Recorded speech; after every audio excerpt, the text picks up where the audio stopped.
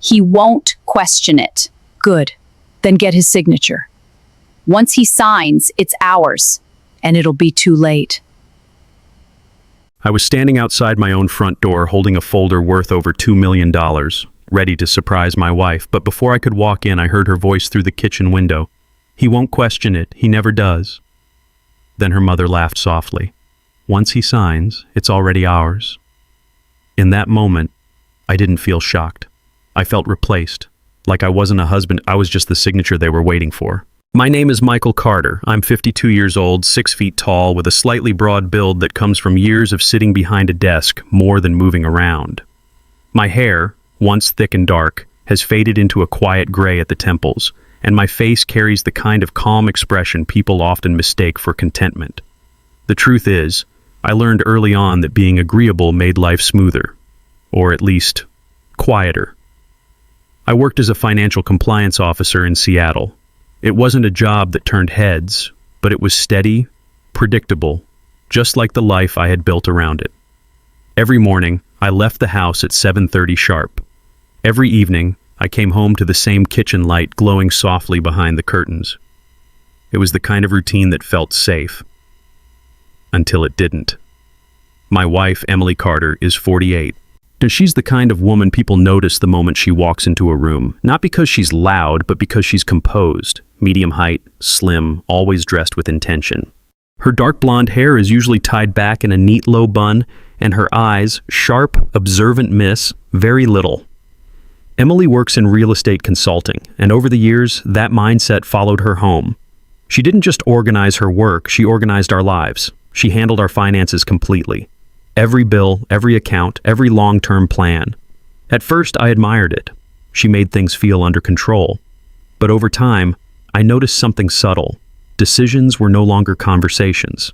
They were conclusions she presented, already fully formed. "Does that make sense to you?"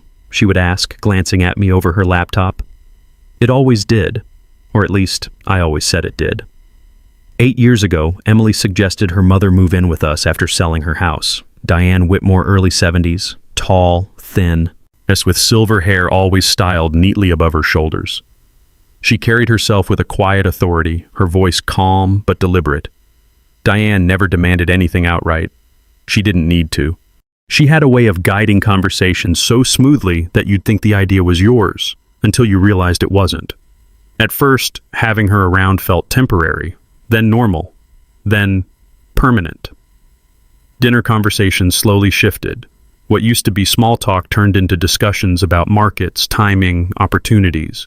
Emily would speak first, her tone thoughtful, controlled. "We've been sitting on the same asset for too long," she said one evening, gently stirring her tea. "The market's changing." Diane nodded slightly from across the table.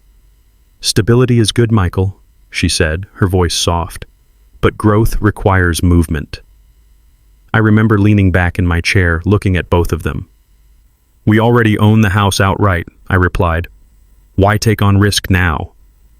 Emily smiled, not dismissive, not cold, just certain. Just because doing nothing is still a decision, and sometimes it's the wrong one. I didn't argue. I rarely did. Not because I didn't have thoughts, but because I had learned something over the years. Pushing back didn't change the outcome. It just changed the atmosphere. So I chose peace. At work, things were simpler. That's where Daniel Brooks came in. Daniel was 45, tall and lean with an athletic build, the kind of man who looked like he still played sports on weekends, and he did. His short black hair was always slightly messy, like he never cared enough to fix it properly. But what stood out most about Daniel wasn't his appearance. It was his energy. He spoke directly, laughed easily, questioned everything. "Man, you ever feel like you're just going through the motions?" he asked me once during lunch, leaning back in his chair with a half smirk. I gave a small shrug. "That's life, isn't it?" He shook his head. "No, that's routine. Big difference." Daniel had left a stable job years ago to start a small consulting firm after a bad partnership nearly cost him everything. It made him sharper, less trusting, but also freer. "Don't get too comfortable being the easy guy, Mike," he added. "People get used to that, then they expect it." I remember laughing it off, but the words stayed longer than I expected. That night, back at home, Emily brought up the investment idea again. Same tone, same calm delivery. Diane reinforcing each point with quiet agreement. Different day, same conversation. And for the first time, I noticed something I hadn't before. It wasn't just repetition, it was direction. And somehow, I wasn't the one deciding where it led. It was a Thursday evening, and the office had already emptied out by the time I shut down my computer. The hum of fluorescent lights filled the silence, blending with the distant sound of traffic below. I remember sitting there for a moment longer than usual, staring at the reflection of myself on the dark screen, calm, composed, and strangely detached. That's when my phone rang. Unknown number. I almost ignored it, but something instinct maybe made me pick it up. Michael Carter? The voice on the other end was clear, measured. This is Thomas Reed from Whitmore and Hale Law Firm. The name didn't mean anything to me, but his tone did. Professional, direct, the kind of voice that didn't waste time. Thomas Reed, as I would soon learn, was a man in his early 50s, tall, lean, as always dressed in dark tailored suits with silver-rimmed glasses resting low on his nose. His demeanor was precise, almost surgical, shaped by decades of handling estates and disputes where emotion had no place. "I'm calling regarding your uncle, Jonathan Carter," he continued. That name landed heavier than expected. Jonathan Carter. I hadn't heard it in years. He was my father's older brother, a man who had always lived on the edges of the family, private, distant, almost deliberately disconnected. I met him maybe twice as a child. He never smiled much, never stayed long, but there was something about him, something observant, like he was always watching more than he said. "I'm sorry," I replied slowly. "I think you might have the wrong person." "I don't believe so," Reed said calmly. "Mr. Carter passed away 3 weeks ago. You are listed as the primary beneficiary in his will." For a second, I didn't speak. The words didn't settle right away. Primary beneficiary. It didn't make sense. "We barely knew each other," I said. "That may be true," Reed replied, "but the documentation is very clear." He paused briefly. "There are several assets involved. It would be best if we discussed them in person." Assets. That word lingered longer than it should have. I agreed to meet him the next morning, though I wasn't entirely sure why. Curiosity, maybe. Or something deeper I didn't want to name yet. The next day, I sat across from him in a quiet office overlooking downtown Seattle. Everything about the room felt controlled, clean lines, organized files, no unnecessary details. Reed placed a folder on the desk and opened it with practiced ease. What followed wasn't dramatic. No build-up, no theatrics, just facts. A commercial property, multiple investment accounts, a trust fund, numbers that didn't seem real at first glance. I remember blinking, scanning the page again, certain I had misread something. This can't be right," I said quietly. Reed didn't react. "It is correct," he replied. "So, your uncle was not a public man, but he was financially disciplined. The total value is significant. Significant didn't begin to cover it." I leaned back slightly, my chest tightening, not from fear, but from the weight of possibility. For the first time in years, something in my life felt unclaimed, untouched by routine, untouched by expectation. Mine. Back at work later that afternoon, I found myself distracted, my mind replaying the conversation over and over. That's when Daniel dropped into the chair across from my desk without knocking. "You look like you just saw a ghost," he said, studying me with that familiar half-smirk. I hesitated, then gave a vague answer. "Just unexpected news." Daniel leaned back, arms crossed. "Good unexpected or bad unexpected?" I paused. "I don't know yet." He nodded slowly, as if he understood more than I had said. "That's usually the kind that matters." Then, almost casually, he added, "You know, when I left my old firm, everyone thought I was crazy. Stable job, good salary, gone overnight." I glanced at him. I had heard parts of this story before, but never in detail. "What made you do it?" I asked. Daniel's expression shifted slightly, less amused now. "Because I realized stability isn't the same as control. I was comfortable, sure, but none of it was actually mine." He leaned forward. "So, I built something that was." That sentence stayed with me long after he left.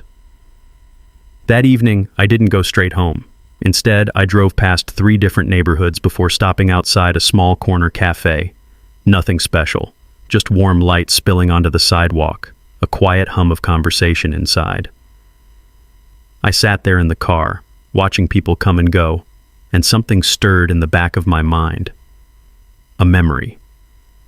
Years ago, before Emily, before the routines, I had thought about opening a place like that, not for profit, not for growth, just something real, something mine. I exhaled slowly, resting my hands on the steering wheel. The folder Reed had given me sat in the passenger seat, untouched but heavy in a way that had nothing to do with paper. For the first time in a long time, the future didn't feel like a straight line. It felt like a choice, and I wasn't ready to share that with anyone yet. I drove home that night with the folder resting on the passenger seat, unopened but impossible to ignore. The city lights blurred past the windshield, and for once my thoughts weren't stuck in routine. I was rehearsing how I would tell Emily, how I'd sit her down at the kitchen table, place the documents in front of her, and finally bring something into our marriage that was mine. Not managed, not filtered, mine. By the time I turned into our driveway, the porch light was already on, casting a familiar, warm glow across the front steps. Through the window, I could see movement Emily's silhouette, steady and composed as always, and Diane seated at the table. It looked like any other night. That was the part that almost made me walk in without hesitation. As I stepped out of the car, the cool evening air hit my face, grounding me for a moment. I picked up the folder, closed the car door quietly, and walked toward the house. The closer I got, the more I could hear their voices through the slightly open kitchen window. I wasn't trying to listen. It just happened. Emily's voice came first, lower than usual, controlled but sharper at the edges. "We can't keep waiting," she said. Diane responded in that same calm, measured tone she always used, the one that made everything sound reasonable. "Then don't," she replied. "He doesn't need every detail. Just give him a direction." I slowed my steps, my hand hovering near the doorknob, the folder suddenly heavier in my grip. Emily exhaled softly. "He won't question it," she said. "He never does." There was a brief pause, followed by a quiet, knowing laugh from Diane. "That's because he trusts you," she said, "and trust, when used correctly, simplifies everything." I didn't move, yet something inside my chest tightened, not sharply, but enough to make me aware of it in a way I couldn't ignore. Emily continued, her voice steady, almost rehearsed. "Once the mortgage is approved, we move fast. The property will be secured before he even realizes what's happening." Diane made a small, approving sound. "And after that?" she asked. Emily didn't hesitate. "After that, it's done. There's nothing left to explain." The words didn't feel shocking, not in the way I expected. They felt familiar. Not the exact sentences, but the certainty behind them. This wasn't a plan forming. It was a plan already decided, and I wasn't part of it. I was a step in it. I stepped back from the door slowly, careful not to make a sound, and walked around the side of the house instead. The backyard was darker, quieter, the noise of their conversation fading into something indistinct. I stood there for a moment, staring at nothing in particular, trying to process what I had just heard. Years ago, I would have walked in immediately, confronted them, demanded answers. But that version of me was built on the assumption that we were on the same side. Now, I wasn't sure what side I was on, or if I had ever been. When I finally circled back and entered through the front door, I made sure my expression was neutral, my movement steady. Emily turned from the sink, wiping her hands on a towel, her posture relaxed, her face composed like nothing had happened. "You're home," she said simply. Diane glanced up briefly from the table, her expression unreadable behind her thin-framed glasses. "Dinner's ready." I nodded, setting my briefcase down, the folder hidden safely inside. "Smells good," I replied. Dinner unfolded like any other evening. Emily talked about market trends, her tone thoughtful, precise. Diane added her usual commentary, reinforcing each point with quiet authority. I listened, nodded when expected, responded when necessary, but something had shifted. And I wasn't listening as a husband anymore. I was listening as an observer. Every pause, every glance between them, every carefully chosen word, it all fit together too neatly. After dinner, I went upstairs, closed the bedroom door, and finally took the folder out again. I didn't open it right away. Instead, I reached for a notebook from the drawer, something I hadn't used in years, and placed it on the desk. Then I started writing. Not everything, just fragments, phrases, patterns, the way Emily framed decisions, the way Diane supported them. It felt strange at first, almost unnecessary, but something told me it wasn't. The next morning at work, Daniel noticed immediately. He didn't ask right away. He just watched me for a moment longer than usual, his sharp eyes picking up on the things most people missed. "Something's off," he said finally, leaning against my desk, arms crossed. I hesitated, then gave a vague answer. "Just thinking."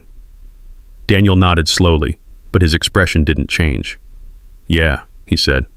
Just don't make the mistake of thinking everyone else is." I looked at him. "What does that mean?" He shrugged slightly. "It means don't trust something just because it's familiar." He paused, then added, quieter this time, "And don't trust people just because they expect you to." The words settled heavier than I expected. For the rest of the day, I found myself replaying everything, every conversation, every decision I had agreed to without question. By the time I drove home that evening, I wasn't thinking about how to share the inheritance anymore. I was thinking about timing, about information, about control. And for the first time in my life, I wasn't sure silence meant weakness. It might just be the only advantage I had. I woke up the next morning earlier than usual, not because of an alarm, but because my mind refused to settle. The house was quiet, the kind of quiet that used to feel peaceful but now felt staged. I moved through my routine exactly the same, shower, coffee, tie, every detail unchanged.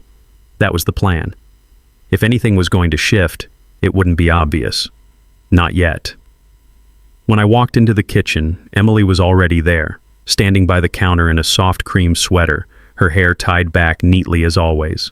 She turned toward me with a small, almost effortless smile. "I made your coffee," she said, sliding the mug toward me. It was a small gesture, but unusual. Emily was attentive, yes, but not like this. Not without reason. Diane sat at the table, posture straight, glasses perched low on her nose, reading something on her tablet. She glanced up briefly, her expression calm but observant. "You look tired, Michael," she said. "Work keeping you busy?" I gave a small nod. Something like that. It was a simple exchange, but underneath it I could feel the shift. They weren't just talking anymore. They were watching. Over the next few days, that pattern continued. Emily checked in more often, her tone softer, her presence closer. She would sit beside me on the couch in the evenings, her hand resting lightly on my arm as if we were a couple in a brochure for quiet, stable living. Diane adjusted tooless correction, more agreement, even the occasional light laugh at something I said, which felt out of place enough to notice. If I hadn't heard that conversation outside the window, I might have believed it was affection. But now it felt like strategy. The conversations about the mortgage became more structured, more deliberate. One evening, Emily spread documents across the dining table, then neatly arranged with tabs and notes. "I've been going through the options," she said, her tone calm but purposeful. "This is the most efficient structure. Fixed rate, manageable timeline." Diane nodded slowly from her seat. "It's well thought out," she added. "You won't find many opportunities like this." I took a seat, looking at the papers without touching them. "Walk me through it," I said. It was the first time I had asked that question. Emily paused, just for a second, then began explaining. Numbers, projections, timelines, everything clear, rehearsed. I listened carefully, not interrupting, but not agreeing either. When she finished, she placed a pen beside the document. "All we need is your signature," she said. I didn't reach for it. Instead, I leaned back slightly. "Whose name is on the property?" I asked. The question hung in the air longer than expected. Emily answered quickly, but there was a trace of hesitation beneath it. "Ours," she said. Joint ownership." Diane's eyes flicked toward me, sharper now. "That's standard," she added. I nodded slowly. "And the management?" Emily's smile thinned just slightly. "We'll handle it," she replied. I met her gaze. "We?" Another pause. It wasn't long, but it was enough. Diane stepped in smoothly. "The people with experience, Michael," she said, her tone still calm but firmer now. I gave a small nod as if considering it.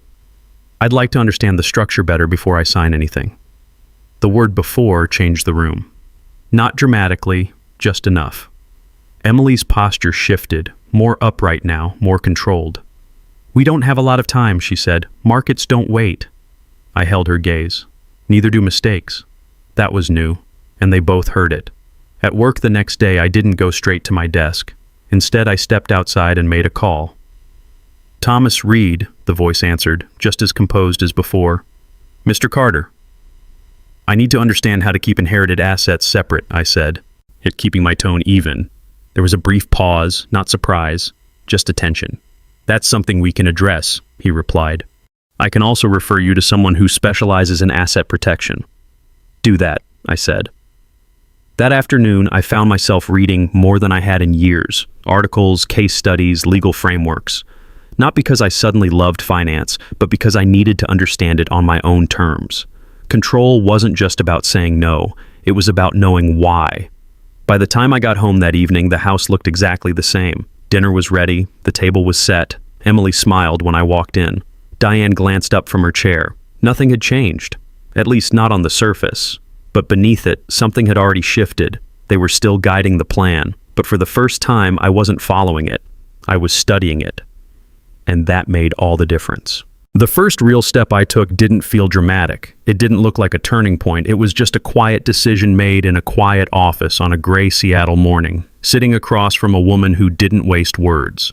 Her name was Sarah Mitchell, early 40s, medium height, with short auburn hair tucked neatly behind her ears and sharp green eyes that seemed to measure everything before responding.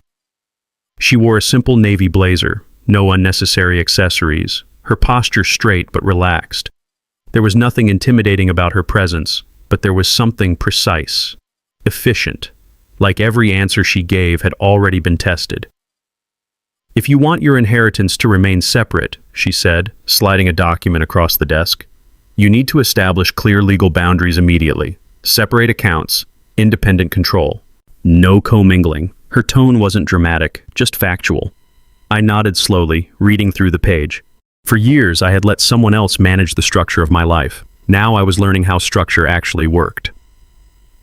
That same afternoon, I opened my first personal account in over a decade. Not a joint account, not something shared, just mine. The process itself was simple, almost routine, but the feeling wasn't.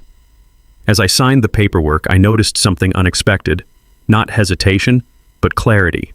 The bank manager assisting me, a man named Kevin Morales, mid-30s, friendly, slightly overweight with a calm, reassuring demeanor, walked me through the process step by step. He didn't ask unnecessary questions, didn't push for details, just did his job. And for the first time in a long time, that was enough. I redirected a portion of my paycheck into that account, not everything, just enough to establish control. Quiet adjustments. And nothing that would draw attention. At home, I didn't mention any of it. There was no reason to. Information I was starting to understand was a resource. And like any resource, it needed to be managed carefully. Over the next few days, my routine didn't change on the surface, but underneath it, everything was different. I met with Sarah again, finalizing the structure for the inherited assets. We discussed management entities, legal separation, documentation terms that once felt distant, now felt necessary. You're not just protecting money, she said at one point, looking directly at me. You're protecting control. That word stayed with me. Control. Not dominance. Not power over someone else. Just ownership of my own decisions. By the end of the week, the foundation was set. The assets were structured under my name alone, legally distinct, insulated from any external claims, clean, protected. At home, Emily remained consistent, attentive, calculated. Her movements precise, yet her tone measured. If she sensed anything, she didn't show it directly. Diane, on the other hand, watched more closely now. Her gaze lingered longer, her pauses more deliberate, like she was waiting for something to reveal itself. But nothing did. Because I didn't give them anything to see. I answered when spoken to. I nodded when expected. I kept my voice even, my behavior predictable. The same man they thought they understood.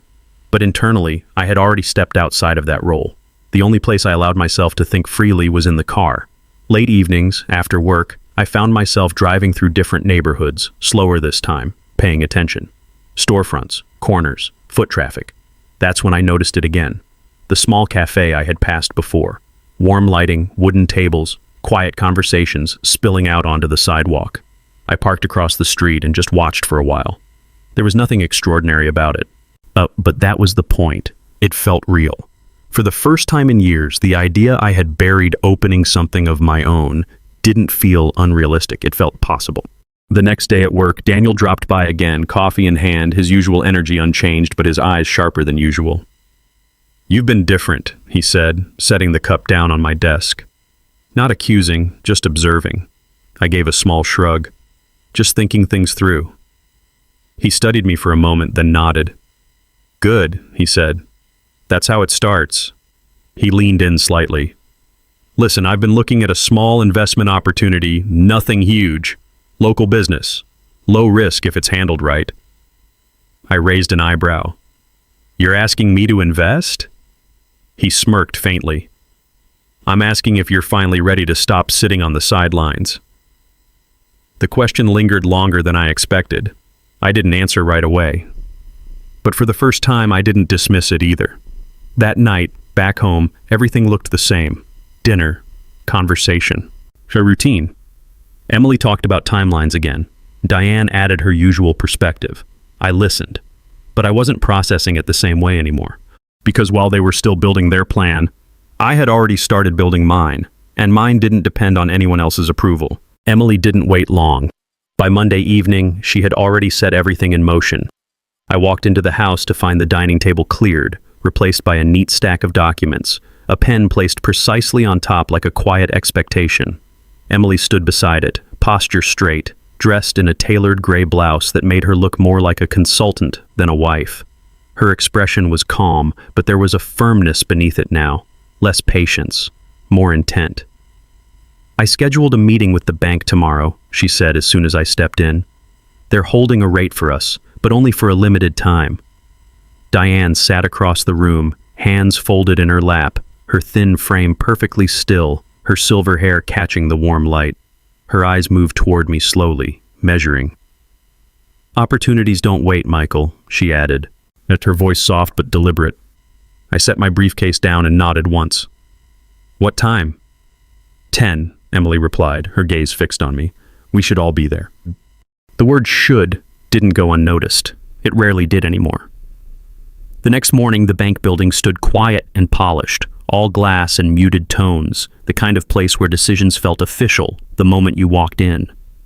We were led into a private office by a young assistant, Ryan Keller, mid-20s, tall and slightly awkward, with sandy blonde hair that refused to stay in place. He moved quickly, almost nervously, like he was still getting used to the weight of responsibility in a place like this. Inside, a man in his late 40s stood to greet us. "Daniel Brooks," he said, extending his hand. Not my Daniel, this one was different. Broader build, clean cut, with a practiced smile that didn't quite reach his eyes. "Senior lending officer?" His tone was smooth, confident, the kind built on repetition. He sat once we did, sliding a folder across the desk. "Everything is prepared based on your financial profile. This is a strong position." Emily leaned forward slightly, engaged, her eyes scanning the pages as if she already knew every number. Diane remained still, observing, letting the silence shape itself. I opened the folder slowly, taking in the details. Loan amount, terms, collateral, our home, joint ownership on the new property, no defined management structure. It was exactly what I expected. After the meeting, back at the office, I didn't go straight to my desk. Instead, I stepped outside, pulled out my phone, and opened an email that had arrived earlier that morning. Thomas Reed had sent it. Confirmation documents, finalized, ownership transferred, structures in place, clean, complete. For a moment, I just stared at the screen, letting it settle. Then I called Daniel, my Daniel. He picked up on the second ring. "You got a minute?" I asked. "For you?" "No, always," he replied. I explained the situation in broad terms, leaving out names but not details. He listened without interrupting, then exhaled slowly. "Classic leverage trap," he said. "They're pushing speed because the structure benefits them, not you." I leaned against the wall, eyes fixed on the ground. "That's what it feels like." "Then don't sign anything you don't control," he said. "If it's a good deal today, it'll still be a good deal next week. If it's not, then you just saved yourself." His voice was calm but firm, grounded. It helped more than I expected. That evening, back home, the atmosphere felt different. Not louder, just tighter. Emily had arranged the documents again, this time more refined, more precise, as if the plan had reached its final stage.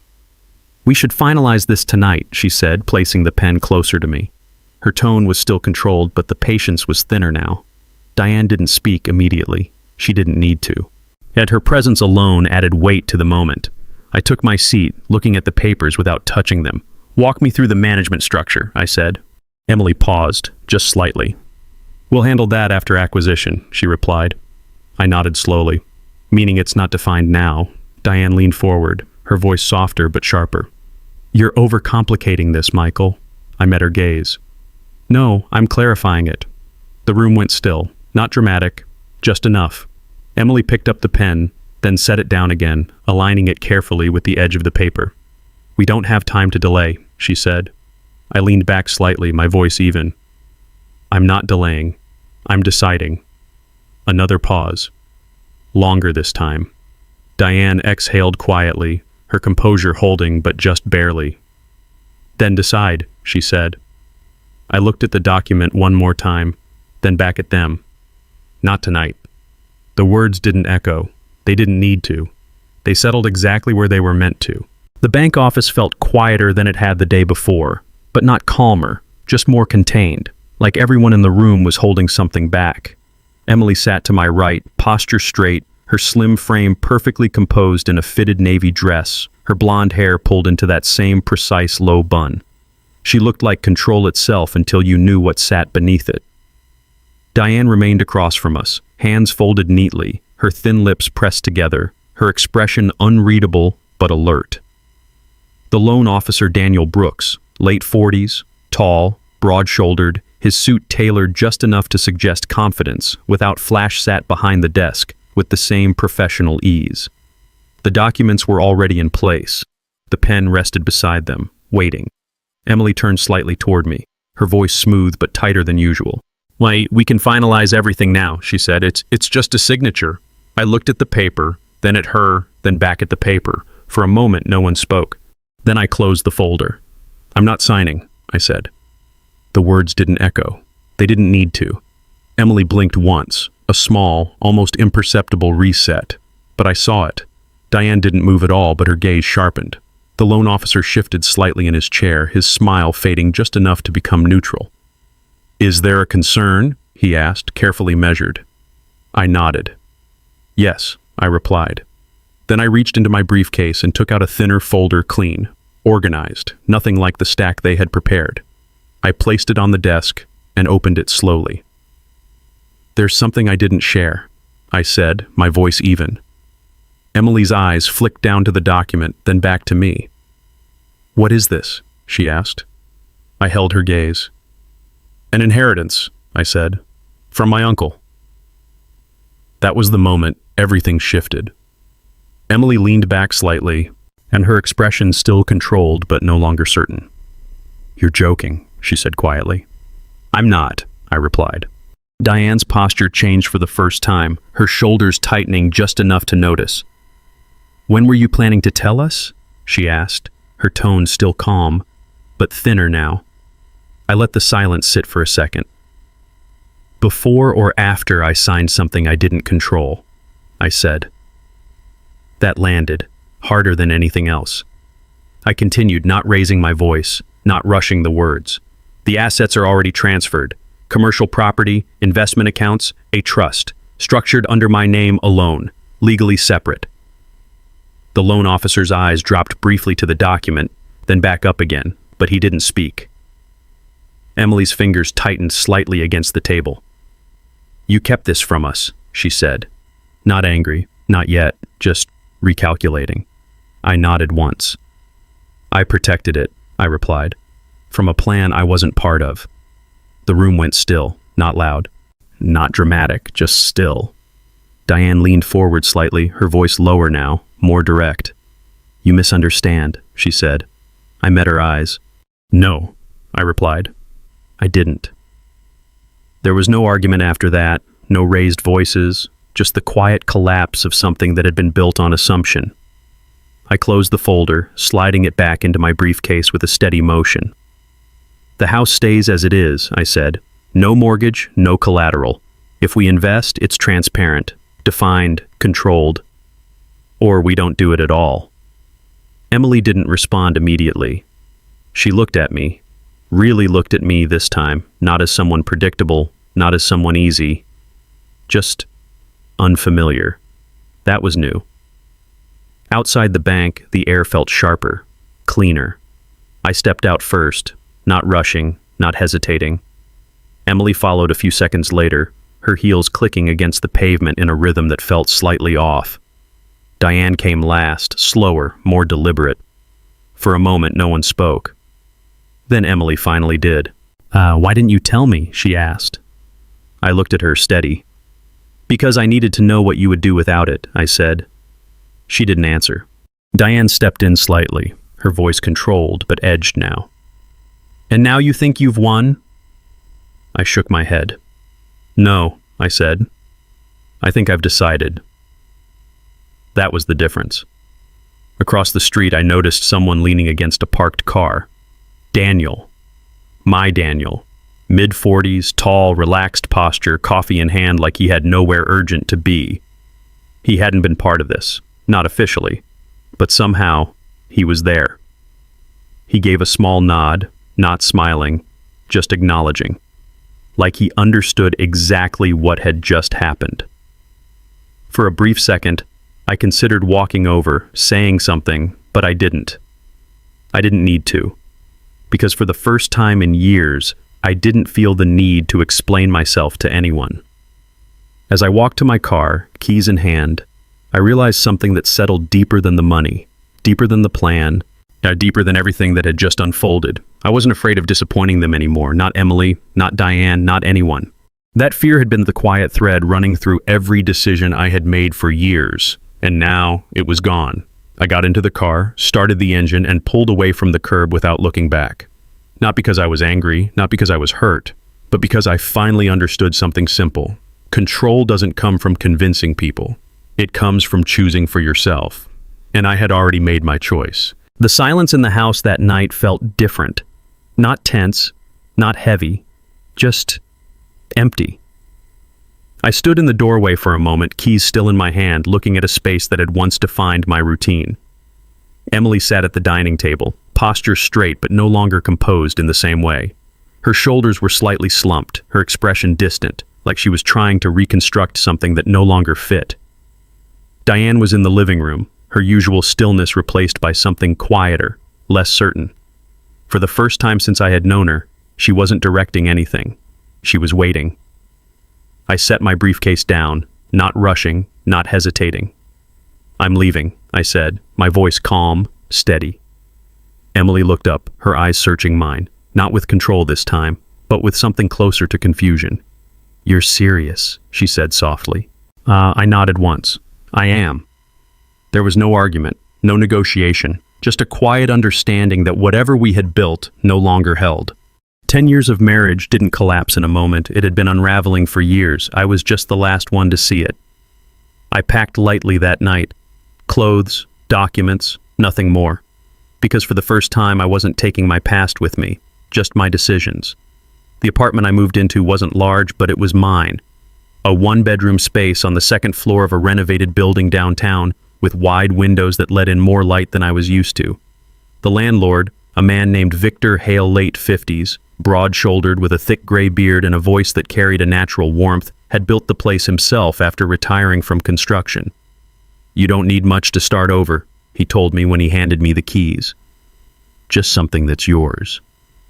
It was a simple sentence, but it stayed with me. Over the next few weeks, my routine changed completely. No more silent dinners, no more measured conversations, just space, quiet, and time to think without interruption. The cafe came sooner than I expected, not because I rushed it, but because for the first time I didn't talk myself out of it. The location I had been watching was still available, a corner space with large windows and enough foot traffic to sustain something small but steady. Daniel was the one who pushed it from idea to action. "You've already done the hard part," he said one afternoon, leaning against the counter of the empty space, his usual relaxed posture unchanged. "You stopped waiting for permission." He had agreed to come in as a minor partner, not controlling, not dominant, just supportive. That was the difference. Within 3 months, the place was open. Warm lighting, simple wooden tables, no unnecessary design. Just a space that felt real. I named it Second Ground, a quiet nod to second chances and something solid to stand on. And the first few weeks were slow, but I didn't mind. I learned the rhythm. Early mornings preparing coffee, afternoons watching people settle into conversations, evenings closing up with a sense of completion I hadn't felt in years. That's when I met Claire. Mid-30s, short dark hair, always carrying a worn notebook. She came in almost every afternoon, ordering the same thing, a black coffee, no sugar. She didn't talk much at first, but she observed everything. "This place feels honest," she said one day, looking around. I smiled slightly. That's the idea. Over time, conversations came easier, not forced, just natural. And I found myself doing something I hadn't done in years, listening without waiting for an outcome. Daniel stopped by often, not just as a partner, but as a friend. Our conversation shifted too. Less about escaping something, more about building something. You're different," he said one evening, watching me close up. I glanced at him. "How?" He shrugged. "You don't look like you're waiting anymore." He wasn't wrong. The fear I had carried for years, the need to keep things stable, to avoid conflict, to not disappoint it, wasn't there anymore. In its place was something quieter, but stronger, certainty. The cafe became more than a business. It became a place where people stayed longer than they planned to, where conversations unfolded naturally, where stories surfaced. And sometimes when someone asked how I ended up here, I told them. Not everything, just enough. Enough for them to understand that starting over isn't failure, it's choice. One afternoon, a man sat across from me after hearing part of my story. "So you just walked away?" he asked.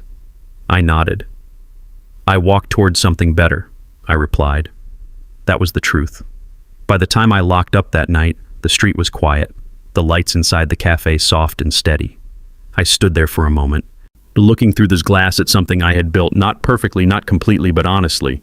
For the first time in my life, I wasn't living inside someone else's plan. I wasn't reacting. I wasn't adjusting. I was choosing, and that made all the difference. So, what would you have done if you were in my place? Would you have signed the papers just to keep the peace? Or risk everything to protect yourself? Would you have confronted them the moment you heard the truth? Or stayed silent and waited for the right time? Would you choose loyalty to a marriage that slowly controls you? Or loyalty to yourself and your own future? And when the moment finally came, would you walk away and start over? Or stay and hope things might change? There's no easy answer, but every choice defines who you become. Tell me honestly in the comments. I really want to know where you stand. And don't forget to like and subscribe for more powerful, emotional stories like this. Because sometimes, the hardest choices lead to the strongest endings.